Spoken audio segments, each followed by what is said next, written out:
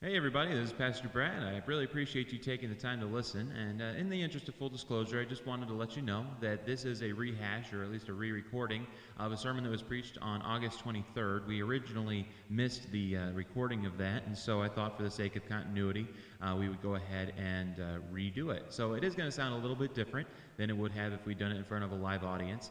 It's kind of awkward to just preach to yourself in the sound booth. But my prayer is that this will be of some help to you as we study through the book of Ecclesiastes together. God bless you for listening.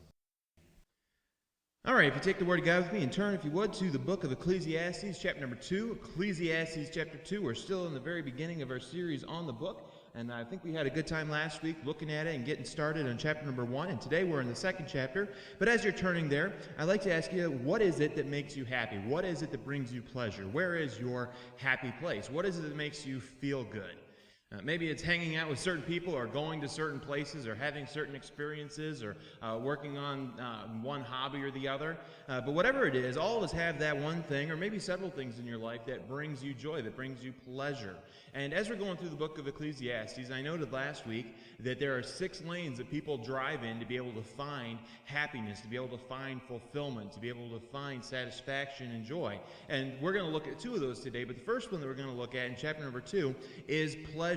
Now, Solomon is the man that wrote this book, and we gave a brief introduction to him and to his life yesterday. Solomon was the wisest, the smartest, the richest, the most powerful, the most religious, and the horniest man in history. And this book of Ecclesiastes was written at the very end of his life, basically as a memoir of everything that he had experienced, everything that he had learned from his entire life under the sun.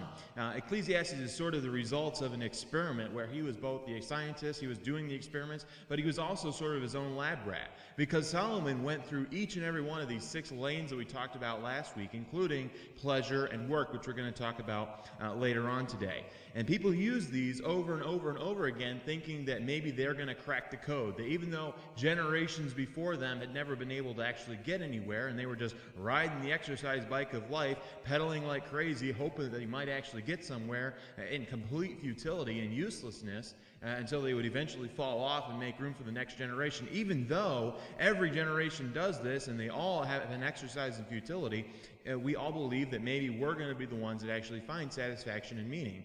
And the book of Ecclesiastes, it contains a lot of wisdom, but the main purpose of the book is to explain to all of us, to every generation that was to follow, that all of these things that we try to do to find purpose, to find meaning, to find satisfaction under the sun, and you'll remember what I said last week, that all those things, when it says under the sun, I believe like 29 times in the book, every time it says that, it's referring to everything that happens on this earth apart from God, without God breaking through, without Christ making a difference in your life. Because no matter what you do, no matter what you try, no matter what you accomplish in your life, it's all going to be worthless. It's going to be meaningless. It's going to be vanity, is the word that we see over and over in this book. All of that is true without Christ. Now, pleasure is one of those things that every one of us likes. You'll remember that some of these cycles that people fall into, these ruts, these routines that they use to try to find happiness, or try to cope with the stress and the frustration of life. And some people are driving one or more at a time. But definitely pleasure is one of those that everybody experiences and everybody chases after to some extent. It's just a universal constant. Everybody prefers a day at the beach to a day at the dentist, and I think most of us would agree that we'd rather have a nice steak dinner than another meal of Chef Boyardee. And we all enjoy a good nap to a good 2x4 to the head. That's just the way we are. We enjoy pleasure. That's what our lives are made for. There are just certain universal constants that every single one of us are made to enjoy. The first one that Solomon chased after, the first way that he pursued pleasure in his life, was through comedy. We're going to read through the second chapter here. It says in verse number 1, I said in my heart, come now, I will test you with mirth, that's laughter, therefore enjoy pleasure. But surely this also was vanity. I said of laughter, madness, and of mirth, what does it accomplish? Now, I love comedy. I love to laugh. And if you don't like to laugh, I probably don't like you very much. I spend a lot of time, and I have spent a lot of time over the years, just watching comedians. I can spend hours just looking at stand-up comedians on YouTube. I love comedy movies and everything. I probably watch about 2 serious movies every year, and the rest of them are all comedies. I love all kinds of comedians. I just love to laugh. I love guys like Steve Carell and Jim Gaffigan. I love Bill Maher and Jon Stewart. Are these godly men? Absolutely not. But are they funny men? You bet. And it's a great thing. It's a very good thing for us to laugh. Now, some of the things that I laugh at, I probably shouldn't. I've kind of got a weird, sort of twisted sense of humor. I'm very sarcastic and very dry. And most of the time when somebody gets irritated at something I say, and they want to leave the church or something, it's usually because it was something that I said that I thought was funny at the time, and they apparently didn't get the joke. And that's something I need to work on, but that's just because I love to laugh. I love comedy. And Solomon did too. He probably had a court jester. He probably hung out with a lot of funny people, and just as I did. When I was in Bible college, I used to hang out with the people that really didn't take anything seriously, that just laughed about everything, that they were just constantly joking around. And, you can say what you will about that. Most of them actually never made it to graduation because they didn't take anything seriously. In fact, I'm pretty lucky to have managed to get that point. Because the truth is that while comedy is important and laughter is wonderful, the Bible says that a merry heart doeth good like a medicine, and comedy and laughter are very important. Solomon is dispelling a great truth here when he says that what does it accomplish? What is it actually good for? Because when you peer in deeply into the lives of some of these comedians, you find out that even though they are the people that make a living off of making other people happy and making other people laugh, they themselves are oftentimes miserable inside. You look at guys like Robin Williams, died about a year ago. I mean, he was an American comedy icon, and he committed suicide, and he had serious problems with depression. Tim Allen, probably one of the funniest guys in the last 30 years. I love his stuff. Home Improvement, I can still watch it. It's one of the oldest shows that I still have any use for, but man, is he a funny guy. And he also struggled with major drug addiction. Bill Cosby's in the news a lot lately. I mean, some of the things that he did to cope with the pain that was going on in his life. I mean, you look into the lives of some of these guys and you find out that they're just as miserable as the rest of us. And honestly, when we ourselves, even if we don't struggle with depression or drug addiction or something like that, when we dig down deep into our lives, and even when we're watching the comedians and we're listening and we're laughing and we're having a great time, it's so temporary, it's so fleeting, because a few minutes after you're done, you might remember what was said, you might chuckle to yourself, but does it really honestly make you feel any better? Not really. I don't know about you, but for me, I feel just as empty and sad and miserable inside as soon as I'm done with watching a stand-up comedian as I do afterwards, and sometimes even worse. Because if you actually pay attention to what these guys are saying, most of their comedy is based on things that they hate. It's based on universal experiences and things that we all are miserable about. And they've learned that if you poke fun at some of the terrible things that happen in our lives and the things that people hate, well, then that's a universal constant, and people are going to laugh, and you're going to be popular for it. But laughter is and comedy are both useless. They're great and they're wonderful in their place. I love Christian comedy.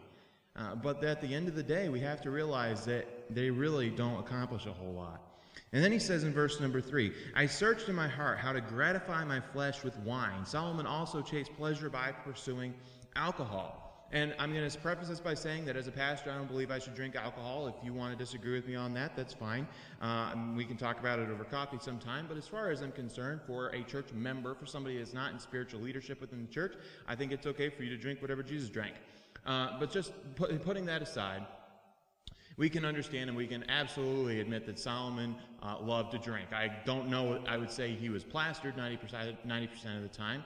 And I think that there is definitely danger in going a little overboard with alcohol. And that's one of the reasons why I believe that I shouldn't. I really don't enjoy alcohol that much. I think I'd probably rather drink a bottle of 10W30 than some of the red wines I've tasted. But people enjoy it. They like the way it goes down. They like the way it tastes. And if that's something that Solomon enjoyed, he certainly did, and he pursued it at a great clip. Wine was always constantly being brought into his house, and he threw these massive, massive parties, and he drank wine like it was going out of style. This guy loved alcohol. But the truth of the matter is, just as with comedy, alcohol, while it does bring temporary, fleeting pleasure, it's just a temporary anesthetic to lasting pain. It can make you feel a little bit better for the time being. And what is he saying here? He says he sought to lay hold on folly. Well, what does that mean? It basically means to be dumb on purpose. And that's pretty much what alcohol does when you think about it. All it does is it forces yourself to do and to say stupid things. Not necessarily that it's absolutely wrong. And I understand why some people might want to escape for a few minutes and actually gain a little bit of courage and do things that they wouldn't otherwise. But ultimately, we have to ask ourselves, why? Why do we do this? And is it really accomplishing what we set out to do? He also sought environmental beauty as a path to pleasure. He says in verse number 4, I made my works great. I built myself houses. I planted myself vineyards. I made myself gardens and orchards, and I planted all kinds of fruit trees in them. I made myself water pools from which to water the growing trees of the grove. And Solomon built a lot of beautiful things. He built himself a massive palace, a house in Jerusalem that took 13 years to build compared to 7 years for the temple, which was impressive in and of itself. In addition to that, he built houses all over the countryside to house his 1,000 women. He had 700 wives and 300 stripper girlfriends, and he had to have a place to store them all. And this is what Solomon did. He built amazing, amazing architectural buildings for that time. He also built gardens and trees and forests. He actually built a national forest for the nation of Israel. He put in orchards, and he put in gardens and fountains and pools. And he loved to have natural beauty and things that just look good. He probably subscribed to this idea that I think has some legitimacy to it, that if everything around you looks good, then you're going to feel good. But once again, Solomon built all these things, and he had such natural and man-made beauty all around him. But ultimately, what did it accomplish? Did it really make him feel much better? Well, you get to the end of the book, and you realize, no, it really didn't. It all kind of came to nothing. And I don't know about you, but for me, I don't really enjoy gardening nearly as much as I enjoy gardens. I believe every one of us has some affinity for gardens. I mean, we were created in one. God placed Adam and Eve in the middle of a garden, and so I think that there's just something in all of us that wants to kind of get back to that. But if you're anything like me, you don't really enjoy gardening. It's just a lot of work to water and to plant and to weed and to pull, and it's a lot of work. But Solomon didn't have to do any of that. Why? Because he had servants. Look at what it says. Continuing on in verse number 7. I acquired male and female servants and had servants born in my house. Solomon had slaves. He had servants that were at his beck and call. We don't exactly know how many of them there were, but we know that there was a ton. Solomon was a very, very wealthy man, and his life was unabated pleasure and leisure. And just imagine what it would be to have servants at your beck and call to do anything that you wanted them to do at any time for any reason. If you could just say to somebody, I want you to walk my dog, I want you to clip my toenails, I want you to scratch my back, I want you to wax my back, I want you to fix my plumbing, I want you to fix my electrical work. If I had the money, that's probably something I would do. I would just have a plumber and an electrician on retainer so that anytime something goes wrong at the house, I can just have them fix it and I don't have to worry about it. I don't even have to get up from my nap. That would be wonderful. But imagine what it would be. I mean, all the things that you absolutely hate to do, if you could just say to that person, I want you to clean the cat box, I want you to wash the windows, I want you to wash the dishes, I want you to pay my bills, I want you to be my accountant. If you could just tell somebody, I want you to do all these things that I absolutely hate to do, how much pleasure would that bring you? If you didn't have to do anything that you didn't like to do. Solomon did that, and that's one of the reasons why he was able to have these gardens and these massive forests and these orchards and have these houses. I mean, there's a lot of work that goes into these, but if you've got servants and you're wealthy beyond imagination, hey, you don't have to worry about it. You got somebody else to take care of all that for you. In addition to that, he loved animals. He had his own private zoo. It says in verse number 7, continuing on, yes, I had greater possessions of herds and of flocks than all they were in Jerusalem before me. He actually had 12,000 horses, we find from the book of 1 Kings. 12,000 horses. He also had his own private zoo, like the Animal Adventure up the road. Solomon had one of those for himself. In the book of Kings, it says that he had animals shipped to him from all over the world, including peacocks and apes and so forth, and he enjoyed animals. I mean, I like animals too, but I'd like them even more if I didn't have to do the scooping, right? You know, if I didn't have to walk the dog when I don't feel like it. If we had somebody else to take care of that for me, hey, that would be wonderful. I mean, cats are pretty much all I really have time for because they pretty much take care of themselves. But if you've got a servant, if you've got slaves that are willing to take care of your animals for you, or at least you pay them to do that, well, then that's so much the better if you've got your own private personal zoo. How cool would that be? He also gathered for himself silver and gold and the special treasures of kings and of provinces. We know that he brought in over 25 tons of gold from all over the world to him in 1 year. That is an astronomical amount of money. It also says that in the days of Solomon, silver was worthless. Yeah, I mean, just imagine what that would have been like, you know, for the silver to be worthless because the gold was all that really mattered. He also chased after pleasure by pursuing music. It says that he acquired male and female singers and the delights of the sons of men and musical instruments of all kinds. Today music is no big deal. They play it at Walmart and in elevators, but in the days of Solomon, music was a big deal. It took a lot of time, and it was a big process to be able to get some music together for your party. And Solomon certainly didn't have an iPod because he didn't need one. He owned a band.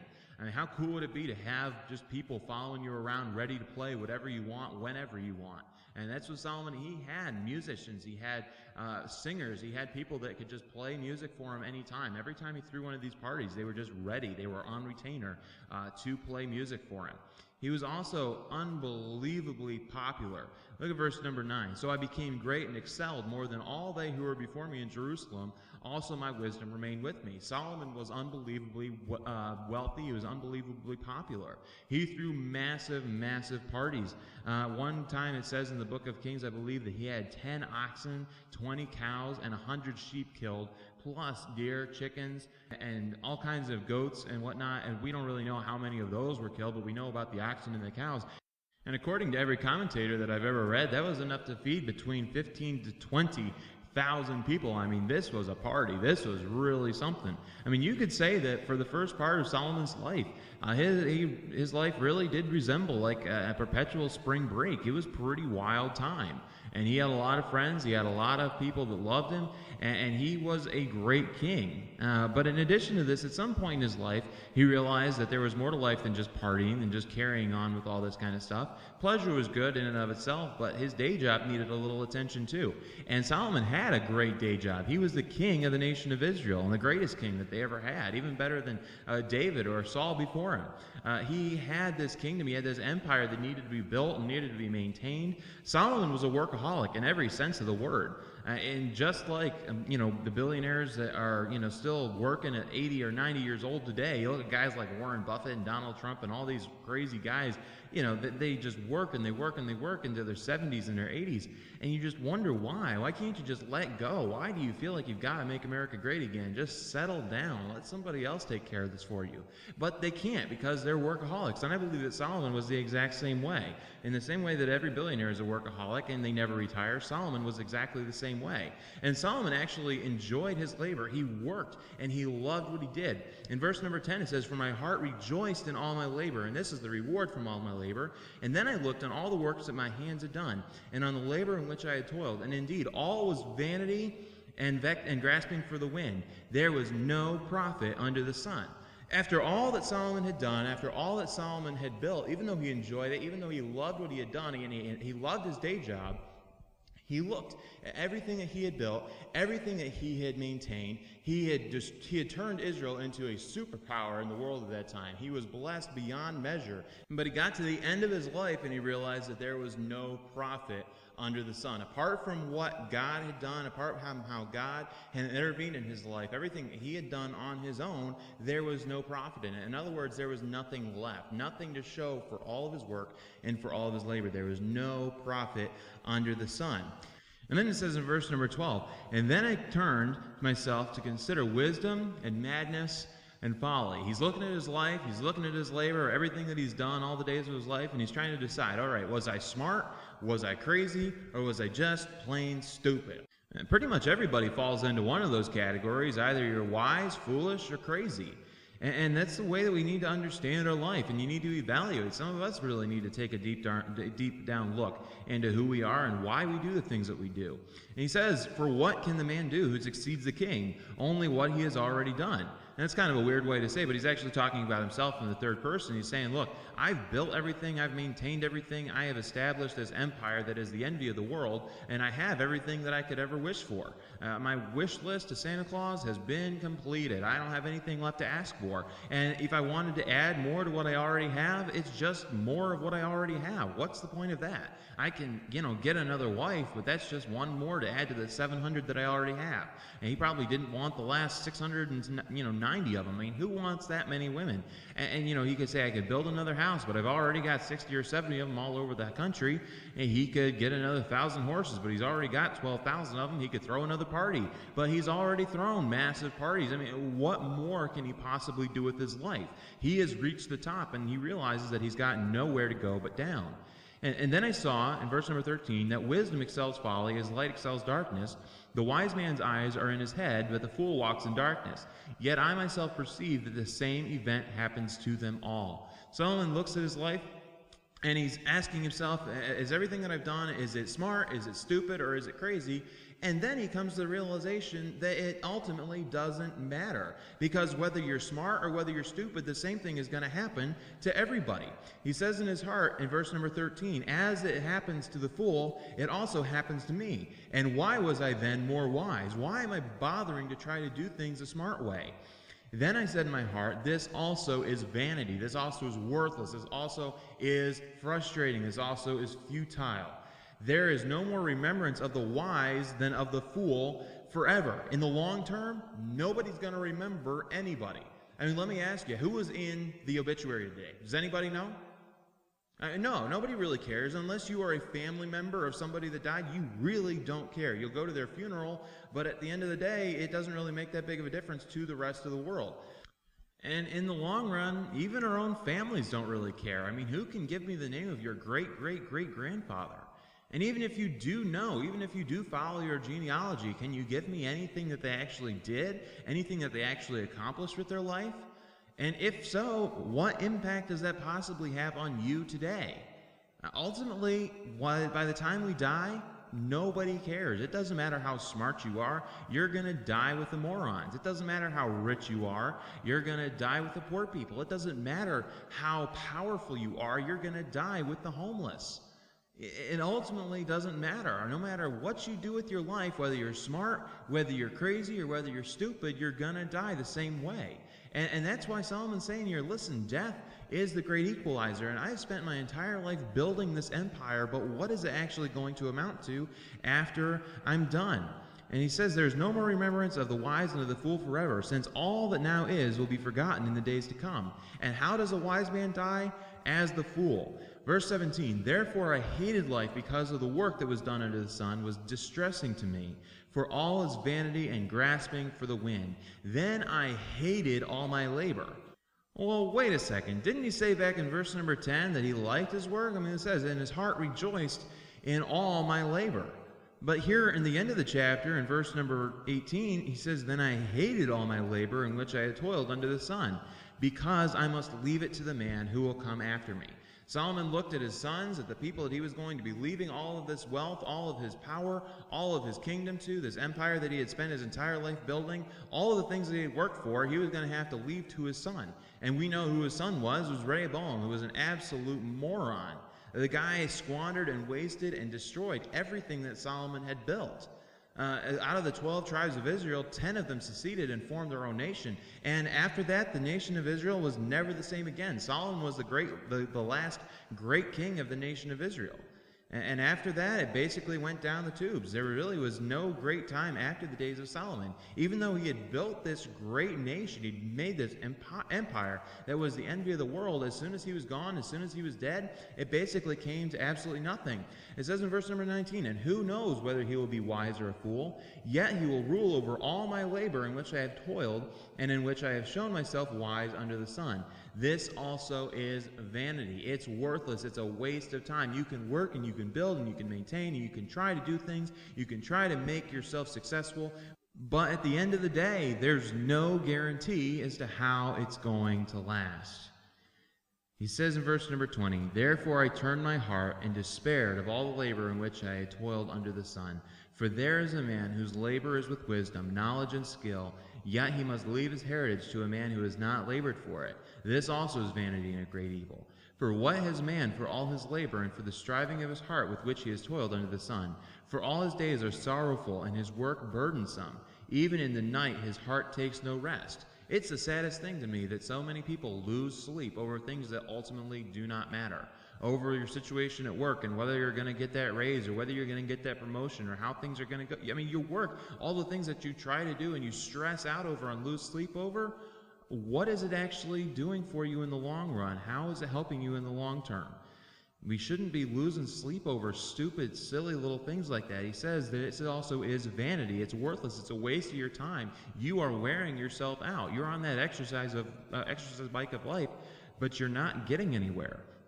And then he concludes in verse number 24, nothing is better for a man than that he should eat and drink, and that his soul should enjoy good in his labor. This also I saw was from the hand of God. 3 things that Solomon says there's nothing better for you to do with your life than these 3 things: to eat, to drink, and to enjoy good from your labor. All the things that you're supposed to do in life. They say that if you enjoy what you do, you never work a day in your life. And I can certainly identify with that. When I'm having a good day at work, when I'm enjoying what I'm doing, you know what? I don't even really consider it work. It's a wonderful experience. There are days when it's not so great, but when you are enjoying your work, when you're enjoying your labor, that is from the hand of God. He also says, you should eat and you should drink. Those are 2 of life's most simple pleasures. To eat good food, not junk food, not something you order through a clown at a drive-thru, not something that you can get cheap. Now, I'm not saying you should eat T-bone steaks and lobster tails 7 days a week. I'm not saying you should drink $2,000 bottles of wine. That would be taking it to an extreme, which, would be gluttony, which is also a sin. But the thing I've noticed about good food is that it has a way of just bringing people together. If you prepare a nasty meal, nobody's going to come and you're not going to enjoy it and there's not going to be a crowd. But, we used to make these men's dinners up at Path of Life Camp, and we used to get 100 and some guys come up, and it was mostly because of the food. But the food wasn't the reason that we had these meals. They could get a decent meal at home, or they could grab a burrito at a gas station, and it wouldn't really matter. They'd still have something in their belly. It wasn't the food that brought them together. It was the fact that it was fellowship with other men. And this, I believe, is kind of what Solomon is alluding to here. If you eat good food and you drink good drink, and you enjoy the fruit of your labor, if you actually enjoy what you do, this is what God has given us to do. This is why God created us. We have this idea that work has to be bad. It has to be a terrible thing, and we should avoid it at all costs. But work is not a bad thing. Work is not a curse. Work actually existed before the curse. God placed Adam and Eve in the garden to tend to it, to work it, and to make it even more beautiful. He gave them a task. And I believe that God has given every single one of us, you and myself included, something to do, a purpose in this life. And it's up to us to figure out what that is.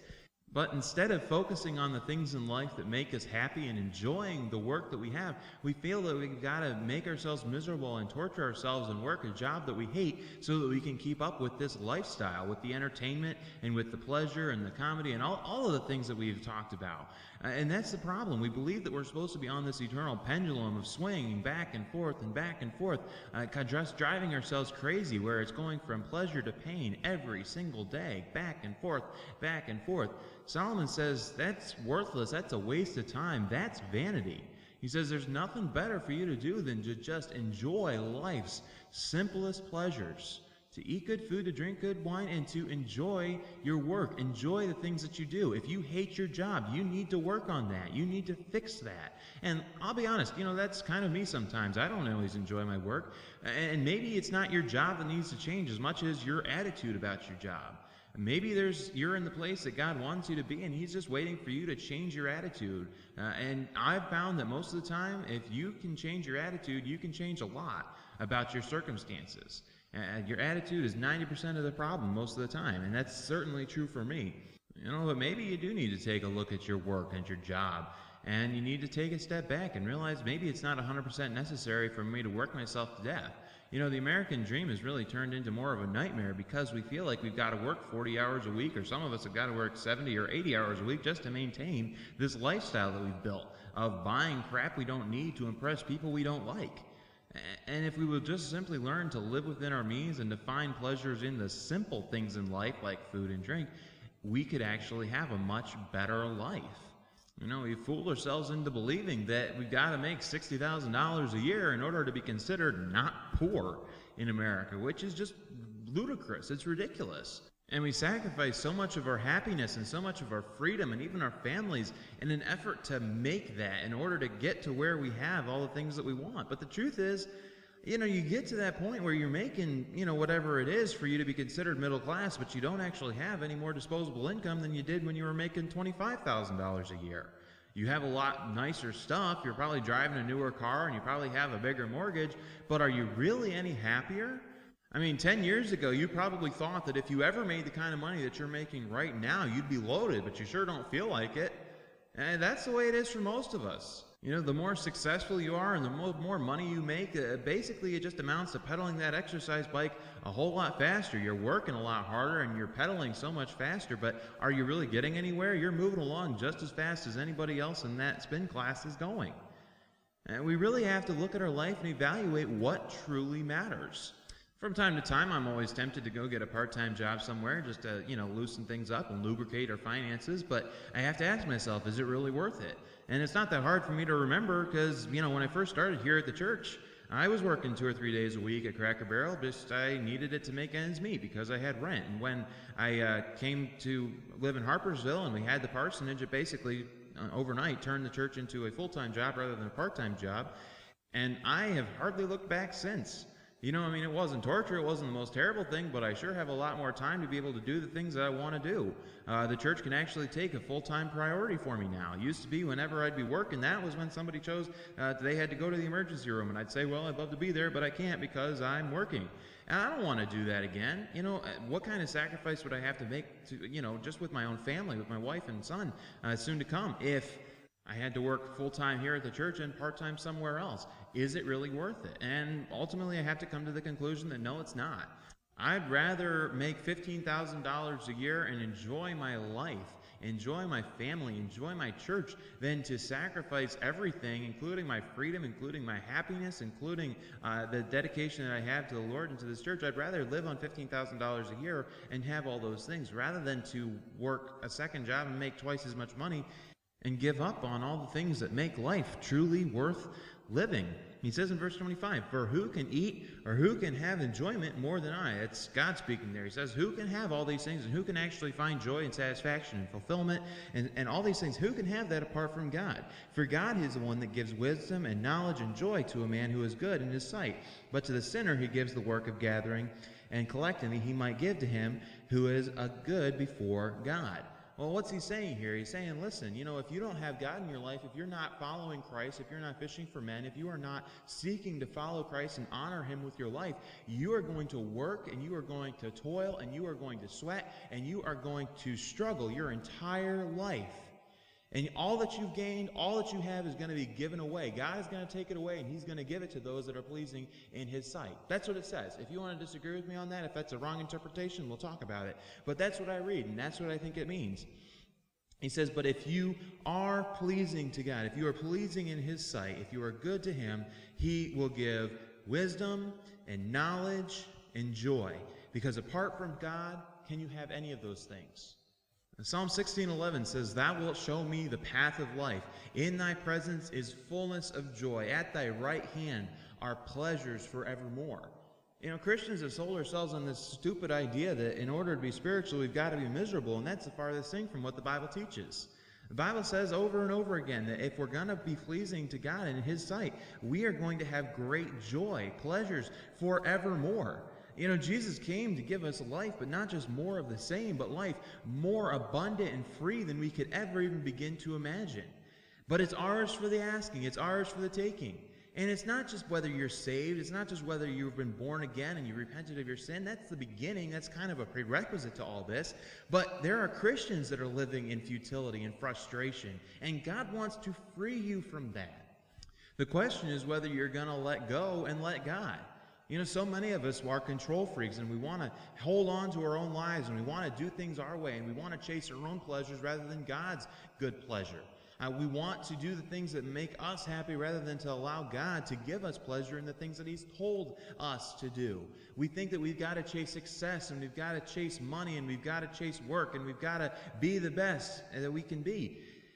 But why? What are we really striving for?